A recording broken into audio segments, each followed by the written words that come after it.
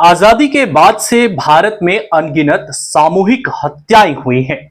एक समय बिहार में जाति आधारित मिशमिलिया ने असहाय ग्रामीणों का नरसंहार करना अपना सगल बना लिया था। 1990 के दशक में पंजाब में अशांति के दौरान हथियारबंद खालिस्तानियों ने लंबी दूरी की बसों को रोककर हिंदू यात्रियों को बाकी लोगों से अलग कर उन्हें गोलियों से भून दिया था।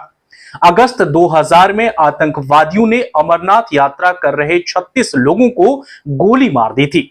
वहीं जुलाई 2017 में भी यह घटनाएं दोहराई गई। हालांकि हताहत होने वाले लोगों की संख्या कम थी। इनमें से लगभग हर त्रासदी के कारण राजनीतिक उथल-पुथल मची और इससे कहीं अधिक बड़ी घटनाएं होने का खतरा होने लगा। फिर भी 1914 में सरजेवो में ऑस्ट्रिया के राजकुमार कारियोडो फ्रांस डेनुक की हत्या के कारण एक भयानक विश्व युद्ध हुआ। इस युद्ध में 1.5 से लेकर 2.5 करोड़ लोग मारे गए थे। इस विश्व युद्ध ने वैश्विक राजनीति को अप्रत्यक्ष रूप से बदल दिया, जबकि अन्य त्रासदी ऐसे मोड़ बन गई जब इतिहास ने पलटने से इनकार कर दिया था।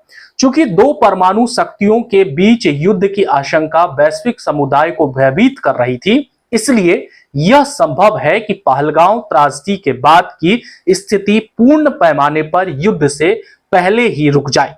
वहीं प्रधानमंत्री नरेंद्र मोदी के सामने सबसे बड़ी चुनौती आतंकवादियों और उनके समर्थकों को करारा जवाब देना है। साथ ही उन्हें किसी बड़े क्षेत्रीय संघर्ष में घसीटे जाने से बचना भी है। पाकिस्तान के विपरीत जहां जनमत एक खिलौना है और जहां अभिजात वर्ग के दोहरी राष्ट्रीय के साथ अपने दांव को सुरक्षित रखा गया है, लोकतंत्र जवाबदेही ने भारत में निर्माण लेने की प्रक्रिया को कम लचीला बना दिया है। हम आपको यह भी बता दें कि यह लगभग अल्पकल्पनीय है कि 1960 में सिंधु जल नदी संधि के साथ जवाहरलाल नेहरू की उदारता या शिमला 1972 में इंदिरा गांधी द्वारा गलत उदारता का प्रदर्शन आज के भारत में दोहराया जा रहा है। एक राजनीतिक और अर्थशास्त्रीय हिसाब से आज के इस वीडियो में मैंने आपको समझाने की कोशिश की है कि आखिरकार पहलगांव हमला में भारत की तरफ से कोई ऐसे ठोस कदम अब तक क्यों नहीं उठाए जा रहे हैं। दरअसल यह भी देखना बड़ा दिलचस्प है कि प्रधानमंत्री लगातार पहलगांव हमले से जुड़ी तमाम जानकारी तमाम तीनों सेना प्रमुख के साथ साझा कर उन्हें खुली चोट दे रखी है। लेकिन अभी भी लोगों के मन में यह एक बड़ा सवाल उठ रहा है कि आखिरकार पहलगांव हमले में जो हमलावर अभी तक क्यों नहीं पकड़े गए हैं, आतंकवादी अभी तक सेना के कब्जे में या सेना के हाथों में क्यों नहीं आ पाए हैं, यह एक बड़ा सवाल है।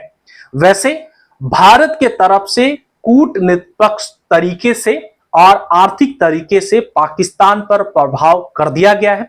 पाकिस्तान के जो भी हवाई क्षेत्र हैं उन्हें भारत में पूरी तरह से बैन कर दिया है। हालांकि पाकिस्तान ने भी सेम वही चीजें की हैं जो भारत ने किया है।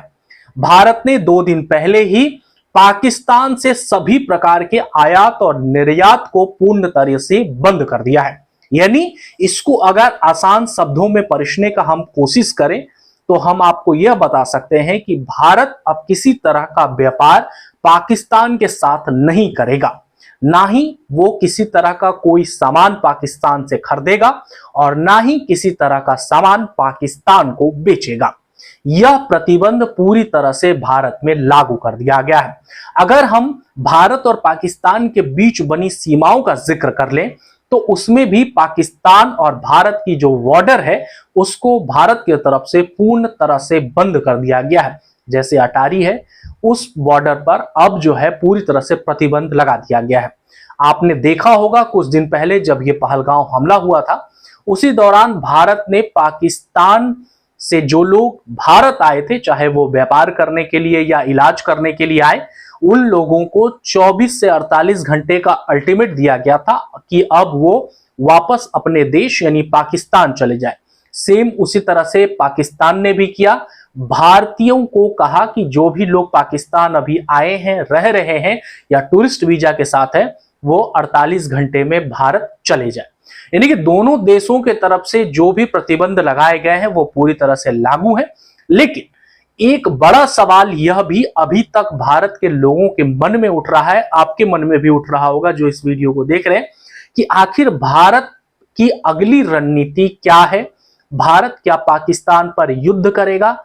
क्या अंदरूनी तैयारियां भारत के द्वारा चल रही है कि जिस तरह से आतंकवाद और पाकिस्तान को एक करारा जवाब मिल सके? आपको क्या लगता है कि क्या भारत और पाकिस्तान में युद्ध होना चाहिए, और अगर हुआ तो इसमें सबसे बड़ा नुकसान किसको होगा? कमेंट में अपनी राय जरूर दीजिए। उम्मीद है यह वीडियो आपको पसंद आई होगी। सपोर्ट के लिए आपको करना कुछ नहीं है, बस हमारे चैनल को सब्सक्राइब कर दीजिए ताकि हमें हौसला मिलेगा। मिलते हैं किसी और वीडियो के साथ, तब तक के लिए अपने परिवार का बहुत ख्याल रहिए, स्वस्थ रहिए, सुरक्षित रहिए। नमस्कार।